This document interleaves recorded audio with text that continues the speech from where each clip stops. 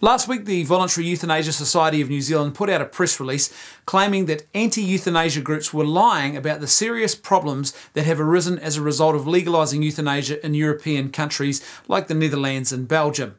The press release explicitly states that 35 years of Dutch tolerated and legalised voluntary euthanasia practice shows no sign of a slippery slope.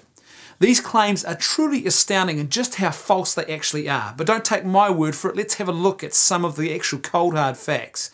Just last July, Professor Theo Boer, a pro-euthanasia ethicist from the Netherlands, warned the UK Parliament not to legalise euthanasia because it had got out of hand in his home country of the Netherlands, and that he was terribly wrong to have formally believed that regulated euthanasia would work. He even stated that euthanasia in the Netherlands had now been extended to include the killing of the demented and the depressed, and that mobile death units of travelling euthanizing doctors had now been established.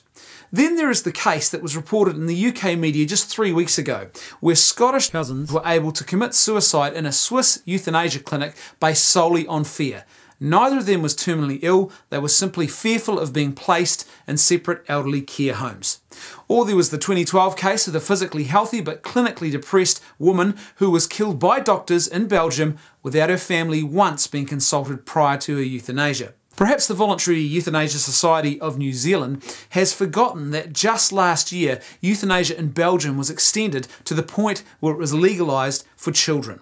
Then there are the academic studies, like the one published in the Lancet Medical Journal in 2012, which showed that in 2010, 272 Dutch people were euthanized without consent, and in a quarter of those cases, the doctor didn't discuss it with either the patient's relatives, or even a colleague.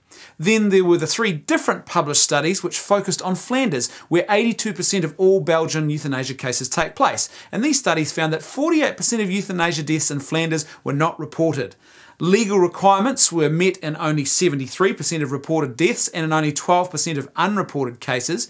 32% of assisted deaths occurred without the patient's explicit request, and nurses administered lethal injections in 12% of cases, which is actually supposed to be illegal. And 45% of these patients were euthanized without request. So the Voluntary Euthanasia Society of New Zealand is either ignorant of the real facts about euthanasia in these European nations, either that, or they've deliberately lied in their press release to try and hide the truth about what is actually going on there. Either way, we all need to be very, very cautious about the accuracy of any information they and other pro-euthanasia groups like them are circulating in the public. Thanks for watching. I'll see you next time on 3 Minutes or Less. You, I'm talking to you.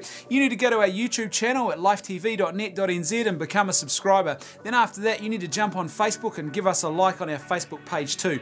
Every week, we're going to be posting a brand new episode of 3 Minutes or Less for you to enjoy and then share with your friends. See you next time.